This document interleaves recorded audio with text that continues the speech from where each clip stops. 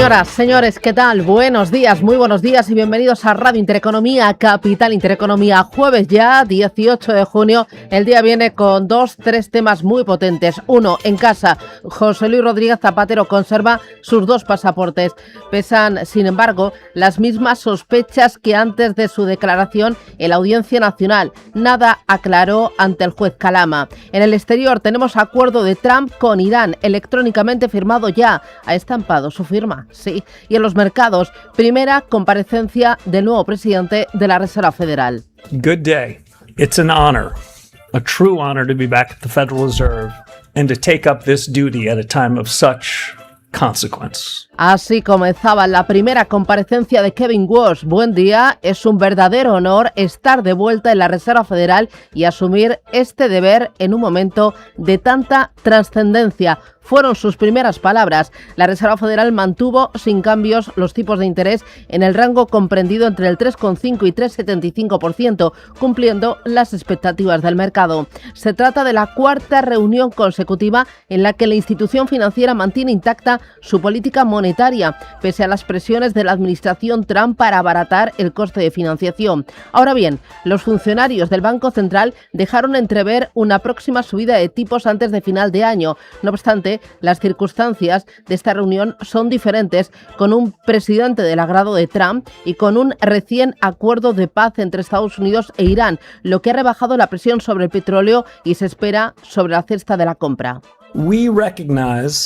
Reconocemos que la inflación ha estado muy por encima del objetivo de inflación del 2% declarado por la Fed durante más de 5 años. Los precios persistentemente altos son una carga para el pueblo estadounidense. But the recent past need not be prolonged. Walsh evitó responder a las preguntas sobre cuáles serán los próximos pasos de la Fed, pero insistió una y otra vez en que el comité volverá a reunirse en 6 semanas. Walsh se negó a comentar en público cómo se habían desarrollado las conversaciones entre los miembros del comité, que llegó a definir como pequeñas peleas domésticas, insistiendo en que lo importante no es qué piensa cada uno, sino el convencimiento colectivo de que la Fed debe luchar contra la inflación. Sí que aprovechó para sentar las bases de lo que será su mandato al frente del banco central más importante del mundo.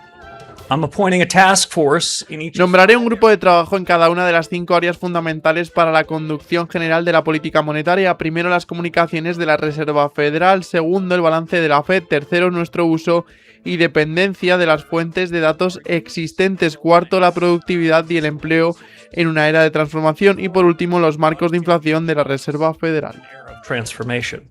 And last, the Fed's inflation frameworks. Son las líneas, la hoja de ruta de la Reserva Federal, este nuevo cambio o este nuevo régimen del Banco Central más importante del mundo. Ojo, porque su comunicado también fue diferente, 3 veces más cortos que los habituales, e insistió en que la Fed que preside no es más hermética, sí es más independiente de los mercados financieros. Quiso dejarlo muy claro. Mercados que hoy van a mirar al Banco de Inglaterra y también al de Suiza. Nos esperan cambios en política monetaria. Lo que sí que era inesperado era la firma ya de la paz entre Irán y Estados Unidos. Por sorpresa, firma electrónica. Hay acuerdo para poner fin a más de 100 días de guerra en Oriente Medio. Rubén Gil, buenos días. Buenos días, así es. El presidente de Estados Unidos, Donald Trump, lo firmaba anoche por sorpresa en una cena en el Palacio de Versalles junto al presidente francés, Emmanuel Macron, y acompañado también por el secretario de Estado estadounidense, Marco Rubio. Acuerdo que ha sido firmado también por Irán, lo que deja ahora en el aire que mañana tenga lugar en Suiza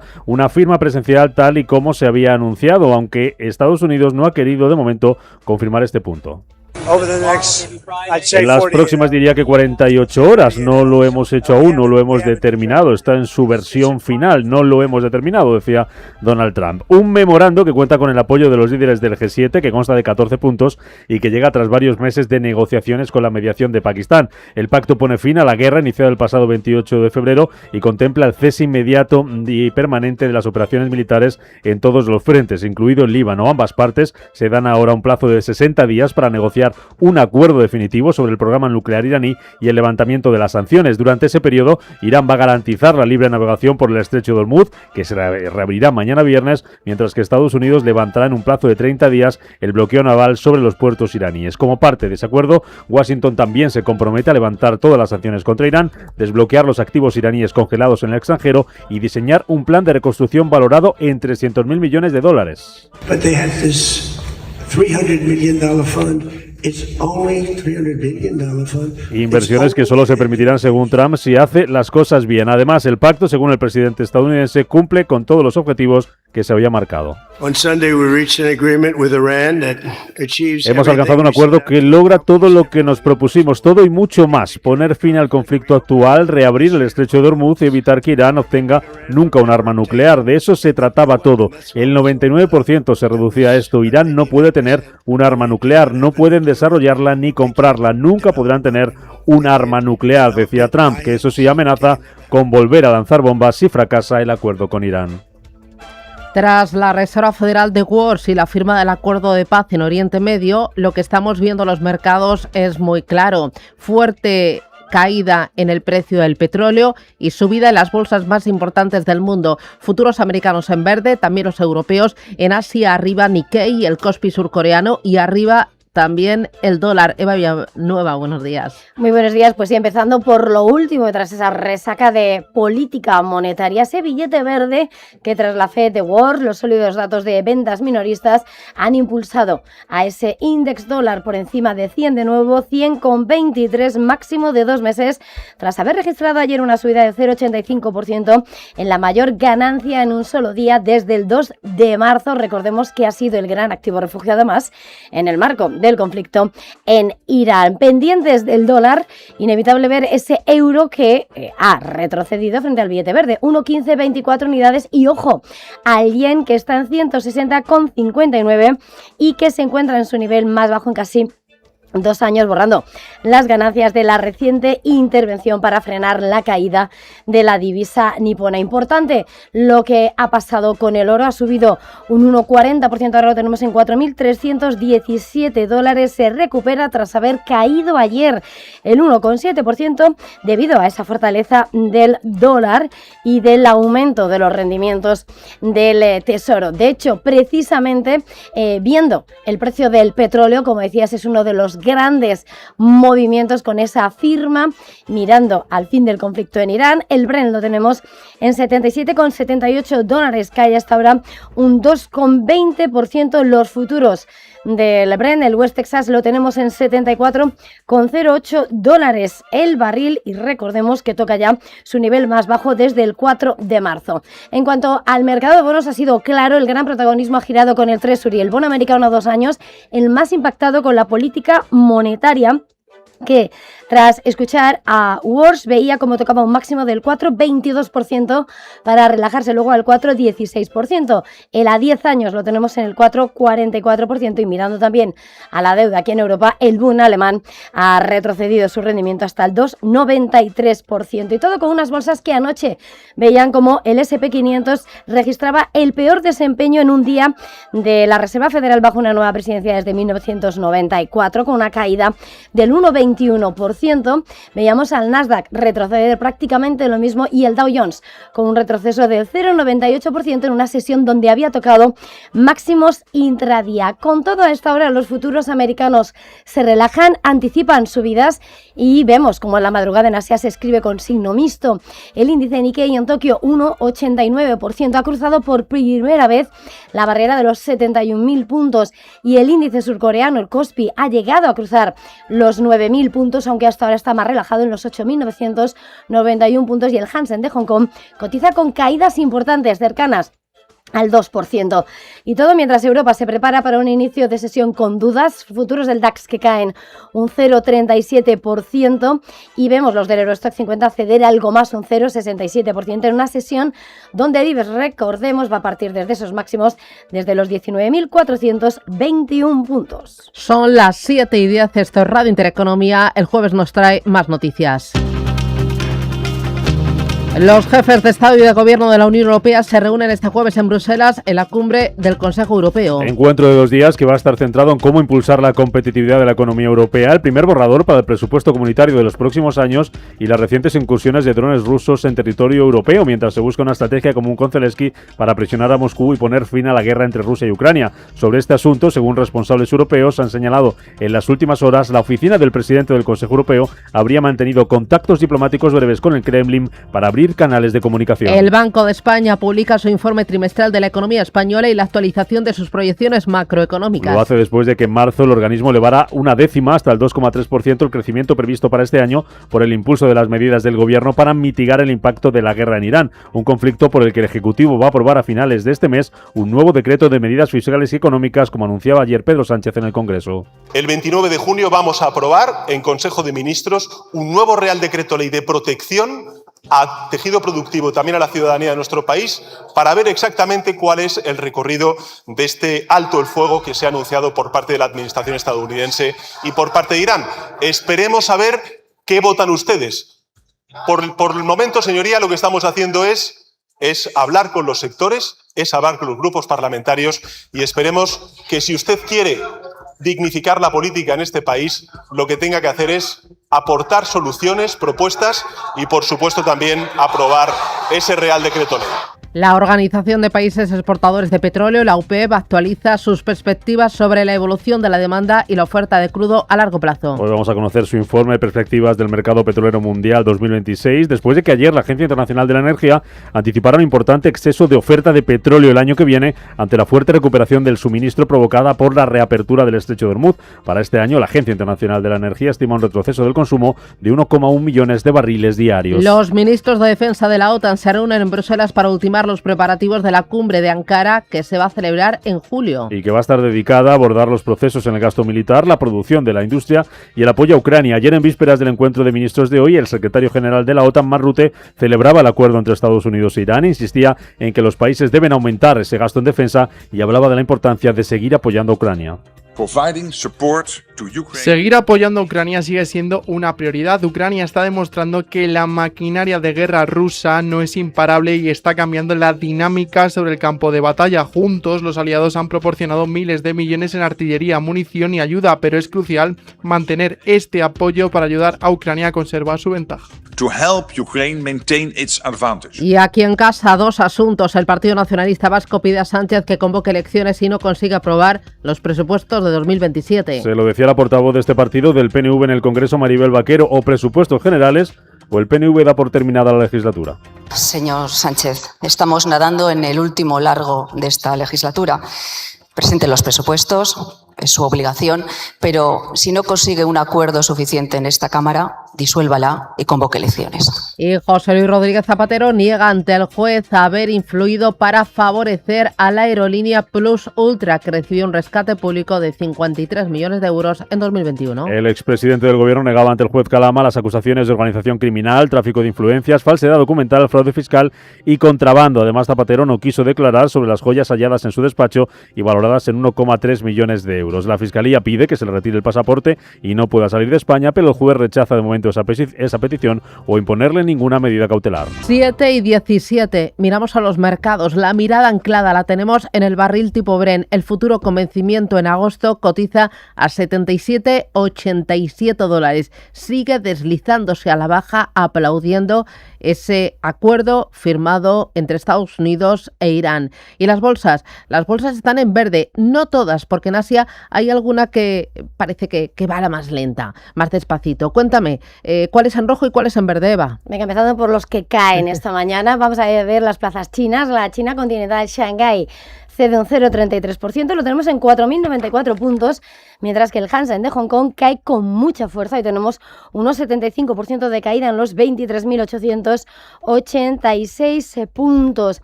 Entre tanto, Australia también cede posiciones, 0,51% de la SX200, 8.920 puntos. Y las grandes estrellas vienen marcadas por el índice Nikkei en Tokio, que ha cruzado por primera vez los 71.000 puntos, 71.172, con subidas que hasta ahora superan el 1,80%. Y también tenemos al Kospi surcoreano, que ha cruzado también por primera vez los 9.000 puntos.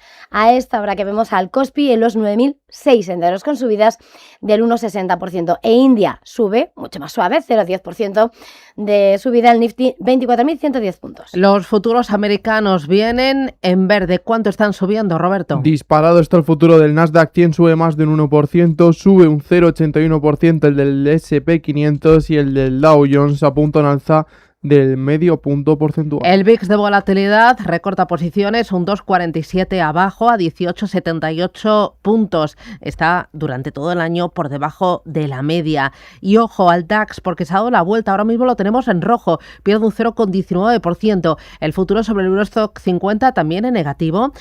Parece que toca realización de beneficios y cae un 0,57%. Y toca ver a las criptomonedas. Frente a ayer recortan, pero en la última semana el balance todavía es positivo. $63.960 Bitcoin y Ethereum $1.729. Esto es lo que tenemos, tiempo real de los índices más importantes de todo el planeta. Es momento de echar un vistazo a los datos, a las empresas y al sentimiento.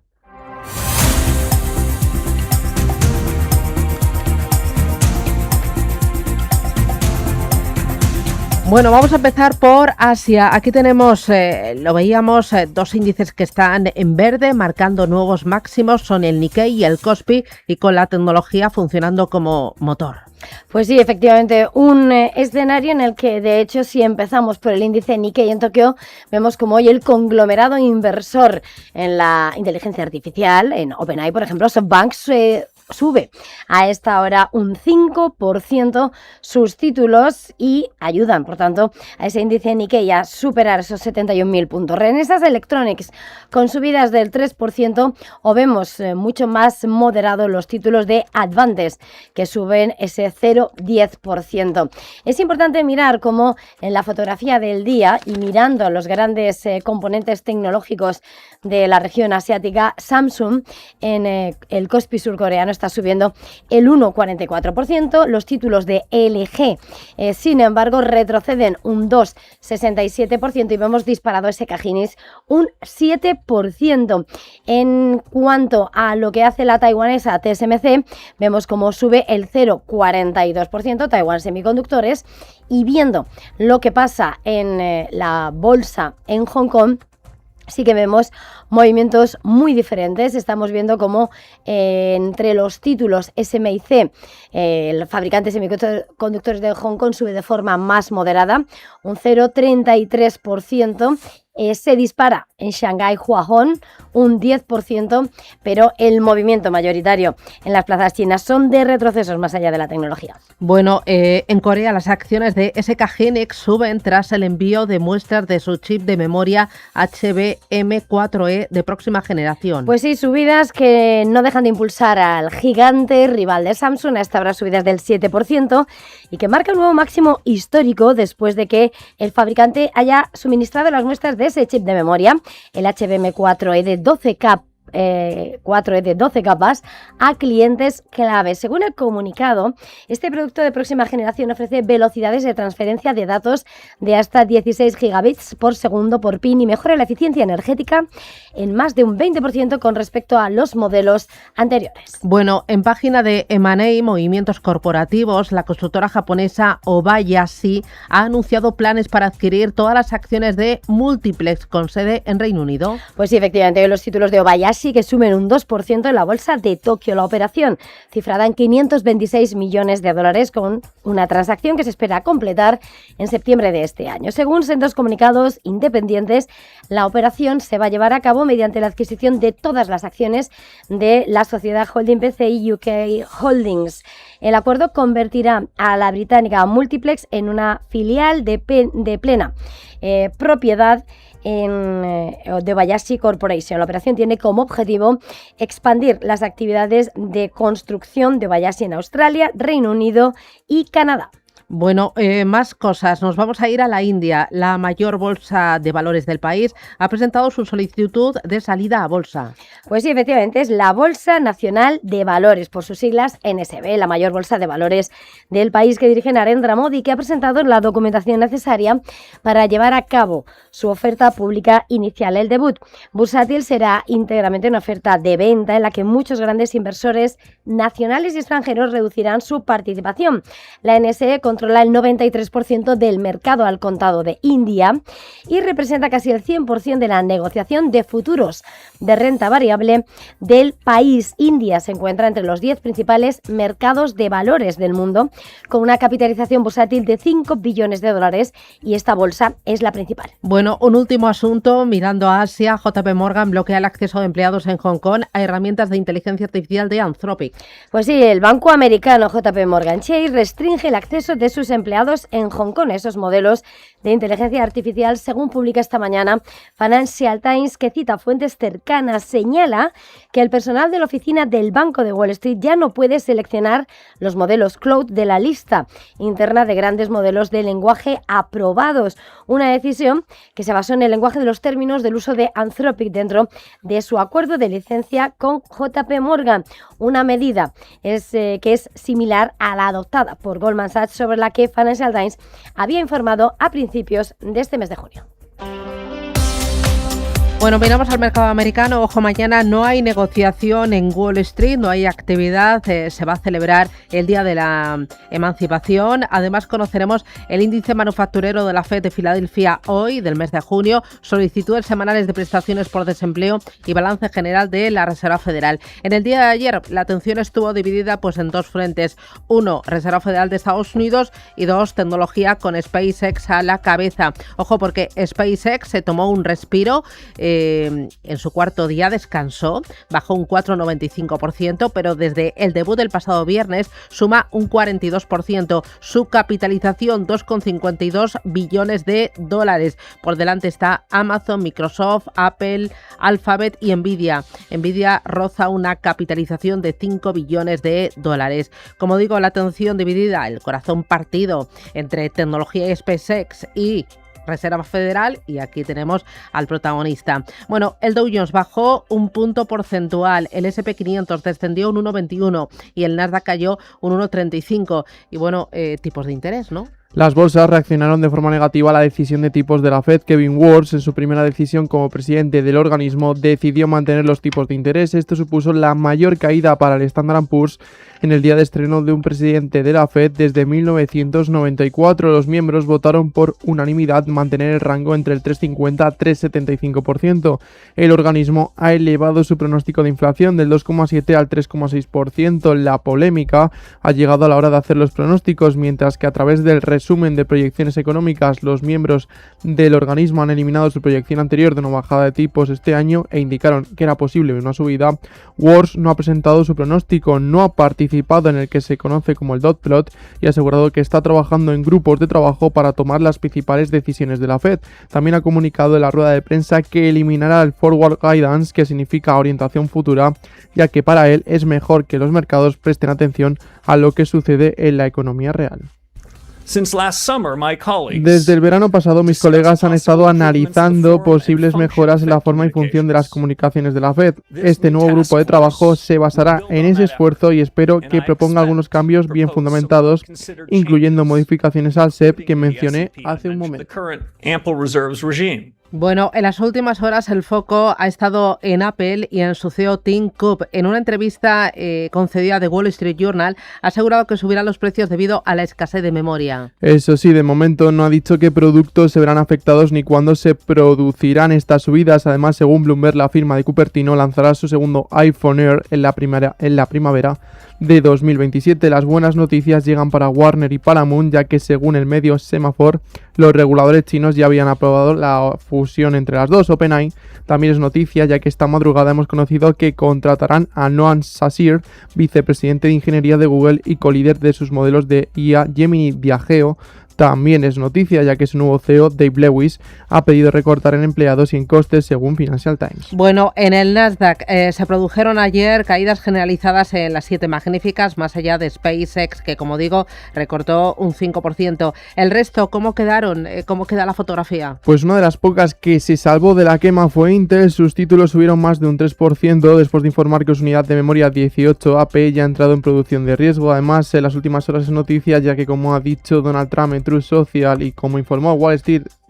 Journal en mayo, Intel habría llegado a un acuerdo preliminar para fabricar algunos chips para Apple. En el Standard & Poor's destacó la subida de más del 11% de Moderna, máximos de 52 semanas, después de haber registrado avances significativos en su vacuna para la gripe. La mayor caída fue para el concesionario CarMax, después de que su director ejecutivo Keith Barr señalara un aumento de los costes y de las deficiencias operativas. Y por último, en el Dow Jones solo hubo 4 empresas en positivo. La mayor subida fue para Caterpillar de más del 1% y la mayor caída para Salesforce de más del 4%. 7:28, miramos a Europa.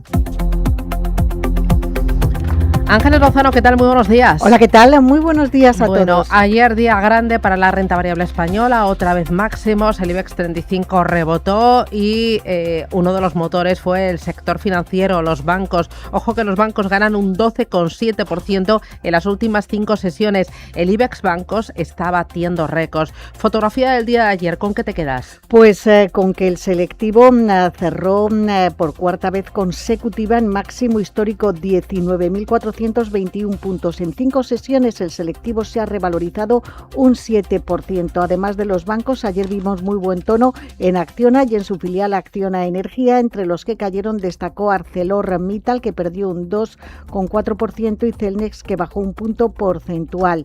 La renta variable europea con un cierre muy indefinido, muy plano. El DAX subía un 0,10, Milán un 0,3, Londres arriba un 0,14 y París se despedía con una caída del 0,2%. Destacó el sector automovilístico. BMW se desplomó un 8% tras lanzar un profit warning debido a la debilidad del mercado chino y a los efectos de la guerra en Irán. Las presiones bajistas se extendían a Mercedes, que cayó un 4,4%, y a Volkswagen, que se dejó 3,5 puntos porcentuales. Muy bien, para el día de hoy, ¿estás pendiente de qué? Pues sobre todo de la decisión de política monetaria del Banco de Inglaterra. No se prevé ningún cambio en los tipos de interés, que están en el 3,75%. Escuchamos a Javier de Berenguer, selector de fondos de Mafre Inversión. Es cierto que estamos cerca de una paz o de una reapertura total del estrecho, pero el Banco de Inglaterra mañana tiene pues una papeleta complicada por esto que comento, ¿no? Es decir, al final tienen que tomar una decisión de política monetaria sin saber si esta caída de precios va a ser definitiva o no en cuanto a energía y alimentos, ¿no? Por lo tanto, ahí no me mojaría tanto, porque sí que creo que va a ser complicado para ellos tomar esta decisión. En el Reino Unido también se va a conocer a primera hora de la mañana la tasa de desempleo del mes de abril, y en la eurozona la balanza por cuenta corriente de ese mismo mes. Además, el Instituto Económico IFO publica sus previsiones macroeconómicas de verano para Alemania y el Bundesbank publica su boletín económico de junio. La Autoridad Bancaria Europea dará a conocer su informe trimestral de evaluación de riesgos, que incluye las previsiones de rentabilidad del sector. Y tenemos varias juntas generales de accionistas, las de IAG, Grifols, Duro Felguera y Volkswagen, también pendientes de Colonial, que ha anunciado que distribuirá un dividendo de 0,32 euros por acción, que pagará el próximo 13 de julio de este año. 7:32, esto es Radio Intereconomía. 7:33, miramos a los mercados, a la reacción de los bonos, del dólar, de las bolsas también, al primer discurso de Kevin Walsh como presidente de la Reserva Federal de Estados Unidos y al mantenimiento de tipos. Rafael Peña es socio y fundador de Olea Gestión. Rafa, ¿qué tal? Buenos días. Buenos días, muy bien, gracias. ¿Con qué te quedas ayer de la comparecencia de Kevin Walsh? Bueno, lo primero, la extensión, ¿no? Parece que el comunicado ha sido bastante más corto, como se anunciaban. Luego yo creo que el mercado, sobre todo en el primer análisis, parece que es que todo el mundo está esperando grandes cambios que no se han apreciado, realmente no se han apreciado. Pero sí yo creo que de fondo se obvia que es que la situación de los Fed Funds, de los tipos de interés en Estados Unidos, ya es restrictiva, ¿no? Y quizás es un poco, yo creo, que lo que a algunos analistas les ha pillado despistados, ¿no? O sea, realmente antes de la crisis de la guerra de Irán había expectativas de 2-3 bajadas. Y queríamos pasar al otro lado, ¿no? Expectativas de subidas y como algo cierto. Y yo creo que eso es lo que, si miras un poco con más perspectiva, con lo que yo me quedo, ¿no? Ahí fue muy prudente Kevin Walsh y dijo, dentro de 6 semanas tenemos una nueva reunión, una nueva cita. Parece que será reunión a reunión cuando se vayan viendo las circunstancias, porque en estas últimas semanas ha cambiado todo mucho, en estos últimos días. Pero el mercado sí que descuenta al menos otra subida antes de que termine el año. Sí, aunque están bastante divididos en los famosos plots, ¿no? Lo que piensan para final de año, que están bastante distribuidos tanto para el 26 como para el 27. Sí que es cierto que lo que son las apuestas de mercado, las expectativas de mercado de las curvas de corto descuentan lo que tú dices, ¿no? Bueno, vamos a ver, es que el mercado de cuando subió Lagarde, 25 puntos básicos sobre recuerda, estamos al 2% en Europa, o sea, eso sí que es una política más neutra, no tan restrictiva, pues el petróleo ha cambiado de precio, ¿no? Bueno, ahí es muy importante la evolución del precio del petróleo. Tenemos ya ese acuerdo de paz firmado entre Estados Unidos e Irán, el precio del petróleo perforando claramente el nivel de los $80. ¿Tú lo ves pronto en los niveles previos a la guerra? Bueno, ahí leemos cosas en los dos sentidos, ¿no? Últimamente, quizás la sorpresa esta semana es que están diciendo que va a haber mucho petróleo, ¿no? El discurso anterior, y con gente yo creo que con algo más de experiencia que yo he leído, lo que decía es que volver a poner en producción todo lo que se ha parado, especialmente las instalaciones antiguas, más el desbloqueo de Hormuz, bueno, pues va a costar más tiempo, que va a haber un petróleo más alto. Yo creo que al final en la neutralidad, como en neutral, está la virtud, ¿no? Bueno, hoy vamos a tener reunión del Banco de Inglaterra, reunión del Banco de Suiza. Por este lado nos esperan subidas de tipos de interés, aunque la inflación sigue siendo el gran enemigo a batir. Sí, la inflación evidentemente ha pasado a estar encima de la mesa después de, claro, los que ya hacemos gestión del mismo vehículo durante, en nuestro caso, 22 años, pues hemos pasado de la deflación a la inflación, de todo. Y yo creo que a la gente le doy esa idea, ¿no? Perspectiva, ¿no? ¿Está caro el petróleo? Evidentemente está más caro que antes de la guerra de Irán. Si lo ponemos en términos reales, descontando la inflación en periodos largos, no estamos ni de cerca en máximos de petróleo, ¿no? O sea, relativicemos. ¿Cómo estás viendo el movimiento en los bonos, tanto los tramos cortos como los tramos largos, tanto en Europa como en Estados Unidos?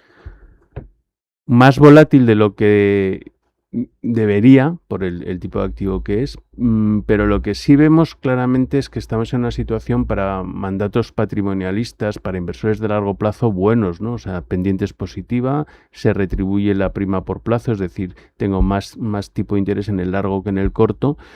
Y desde ese punto de vista de construcción de valor lo vemos bien. Otra cosa diferente que sí nos preocupa, pero que es más estructural y que quizás el mercado todavía no ha descontado, no está mirando tanto, es la situación fiscal de los países y la falta sobre todo de capacidad de mirar a largo plazo y de arreglar problemas de déficits estructurales. Y Francia, por ejemplo, es el ejemplo más claro en Europa, ¿no? Eso nos preocupa de verdad, pero a medio y largo. Es verdad que la alternativa ahora mismo para esa parte más conservadora no es buena, ¿no? Con las condiciones de crédito que hay, la de dinero que ha llegado al crédito privado y al private equity, ¿no? Dos activos más. Uno, el dólar. Tras la decisión de Walsh de mantener tipos de interés, se ha visto fortalecido. ¿Cómo estáis viendo los movimientos del dólar y cómo lo veis en el cortito plazo? Pues mucho más estable el dólar que las previsiones de los analistas. Es lo que vemos, ¿no? O sea, aquí la gente se iba ya a un dólar de 1,28. Tal. Bueno, nosotros no es nuestro trabajo acertar el dólar. Lo que sí está claro es que, bueno, tendrán que empezar a decir que, bueno, que un dólar a 1,15 ya no es inflacionista en Estados Unidos, ¿no? Todavía nadie ha empezado a decir que esto también va a ayudar, ¿no? ¿Y al oro qué le pasa? Bueno, en el oro, nosotros es un activo que hemos tenido durante muchísimos años, como tú bien sabes. Hemos ido reduciendo con las últimas subidas que hubo ya hace unos meses, a partir de 4.200.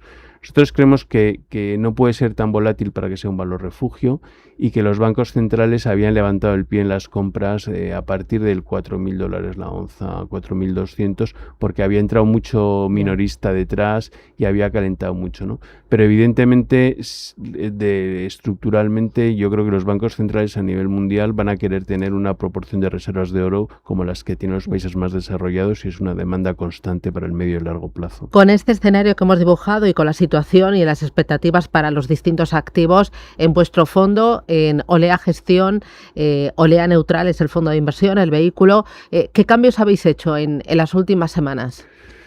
En las últimas semanas no gran cosa, estamos con volatilidades bajísimas, las mínimas de nuestros 22 años de historia y con exposiciones a renta variable no muy altas, en entornos del 20%, un poquito por encima de 25%, un poquito por encima de 17%, un poco acompañando al mercado, ¿no? Duraciones de gobiernos las estamos manteniendo y estamos siendo muy selectivos con la parte de crédito. Hemos reconstruido un poquito la posición de oro, que la habíamos dejado prácticamente al 1%, pero seguimos que en un 2 y pico creo que ahora mismo, y muy, muy tranquilos y queriendo que se sanee un poco el mercado, sobre todo en algunos sectores, no tanto la tecnología, sino como parte de la tecnología, como lo que es mucho dinero que ha ido por una carretera paralela a los mercados líquidos, a los mercados donde nosotros invertimos, y recordar mucho eso, que no es lo mismo un fondo que invierte en activos líquidos y que por tanto puede desinvertirse rápidamente y que además, bueno, tiene una valoración muy real, con otro tipo de fondos que invierten en activos no líquidos y que responden a parámetros y a gestiones totalmente diferentes. Por la parte de renta fija de vuestro fondo, me has hablado de gobiernos y también de corporativos. En corporativos, cuando me dices constructivos, ¿te refieres a calidad? ¿Es lo que estáis buscando sobre todo? Más que constructivos, yo diría prudentes, porque somos una gestora muy de crédito y de valor intrínseco de la renta fija, o sea, también las titulizaciones, renta fija emergente, moneda local, y ahora estamos muy prudentes con el crédito por todo ese dinero que ha entrado al crédito, y de estar haciendo algo estamos muy en la alta calidad, que es donde creemos que para nuestro mandato tiene además sentido por los tipos nominales, ¿no? Que ya no requerimos ese spread tanto como cuando los tipos estaban al cero. ¿Y estáis prudentes porque temes alguna corrección por el lado del equity, porque temes un rebote, una inflación más pegajosa de lo previsto en el segundo tramo del año? ¿Por qué estáis tan prudentes, Rafa? Nosotros miramos siempre 3-5 años, ¿no? En nuestras carteras, que es el mandato. A nosotros lo que nos parece que está más caro en términos históricos y en términos relativos es el riesgo de crédito. Evidentemente, cuanto peor es el riesgo de crédito, más caro nos está pareciendo. Entonces, creo que en un escenario macro como el que nosotros vemos como central, ¿no? Con una bajada de la actividad, con quizás ciertas dificultades para la financiación para algunas empresas, recordar que no solo vencen los ICOs famosos, ¿no? También vence mucha gente que se ha financiado a muy largo, con un ciclo expansivo de inversión empresarial. Pues bueno, nos parece que no es fundamental que estén los diferenciales tan estrechos como están. Muy bien, pues Rafa Peña, socio fundador de Olea Gestión. Gracias por las claves y nada, seguir trabajando. Un abrazo. Un abrazo. Gracias a todos.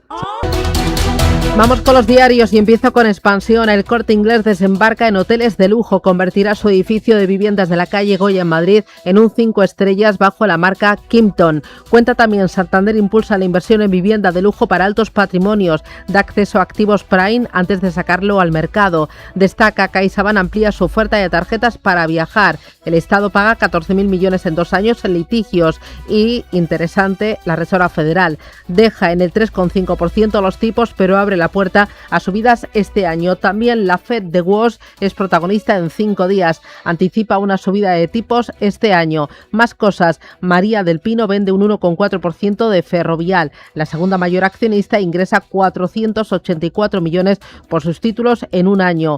Inditex acuerda elevar un 12,5% el salario de 30.000 empleados y Repsol solicita 900 millones al Banco Europeo de Inversiones para la central de Aguayo. En el diario El Economista, más Orange hará caja al vender sus centros de datos tras la fusión. Entrevista a José Luis Martínez Almeida, alcalde de Madrid. Dice que Madrid eleva un 41% las licencias para vivienda. Barceló prepara su salida total de Cuba en 2027 por la crisis en la isla. Y también protagonista, Wars mantiene tipos, pero advierte que la inflación se va este año al 3,6%. Prensa nacional e internacional. El País señala en su portada que Zapatero declara que no influyó en el rescate, dice que pide confianza, el magistrado afirma que se mantienen los indicios racionales de criminalidad, también señala que Leo Messi brilla más que nadie entre todas las estrellas, el acuerdo de paz de Trump da oxígeno económico al régimen iraní y el G7 acuerda endurecer las sanciones contra Rusia. El Mundo nos cuenta la noticia de que algunos alumnos vascos de bachillerato español protestan en los centros por las bajas calificaciones en la PAU. Dice, nos echan a los de Bilbao por no tener un C1 en euskera. También resalta que ayer Portugal empató con el Congo en su debut.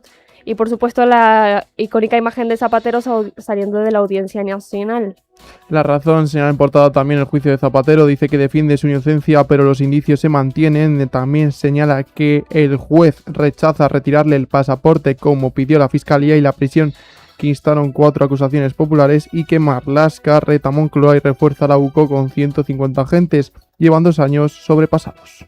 El ABC nos muestra en portada la imagen de Eduardo y José Luis Lozano sentados junto al Vicente Ruiz de El Soro, también conocido de esa manera. Esta imagen nos retrata la premiación, el 17 Premio Taurino del Mundo del ABC. La familia Lozano recibe el reconocimiento del mundo en el área de la tauromaquia. Vamos ahora con la prensa internacional. de Wall Street Journal. Apple subirá los precios debido a la escasez de chips de memoria. Lo cuenta Tim Cook. The Washington Post. Trump defiende su acuerdo con Irán y critica a su antiguo aliado Israel al término de la cumbre del G7. Y The New York Times. Trump exigió la rendición incondicional de Irán. En cambio, se llevó una sorpresa. Nos vamos al repaso de las cabeceras europeas. Alemania Handelsblatt señala en portada que el Ministerio de Finanzas alemán está planificando simplificaciones para los ciudadanos y las empresas. Frankfurter Allgemeine hace esta pregunta: ¿será suficiente una elección parcial para definir el destino de Starmer como primer ministro? En The Times, Reino Unido destaca que se avecinan cambios. Andy Burnham presenta su propuesta a primer ministro en el meeting de Marketfield y Financial Times, por su parte, destaca que los funcionarios de la Reserva Federal se inclinan por una subida de tipos de interés al comenzar la era de Kevin Walsh. En Francia, Le Monde señala que el fin de la guerra con Irán conlleva importantes reveses. El memorando de entendimiento rubricado el miércoles por la noche por los presidentes de ambos países tiene como objetivo poner fin a las hostilidades y permitir la reapertura del estrecho de Hormuz. También Les Echos nos recuerda y resalta que el conflicto en Oriente Medio plantea el interrogante de por qué las negociaciones comienzan en términos favorables a Irán. Un acuerdo a largo plazo entre Irán y Estados Unidos reconfiguraría el equilibrio del poder en Oriente Próximo si Irán abandona sus ambiciones nucleares.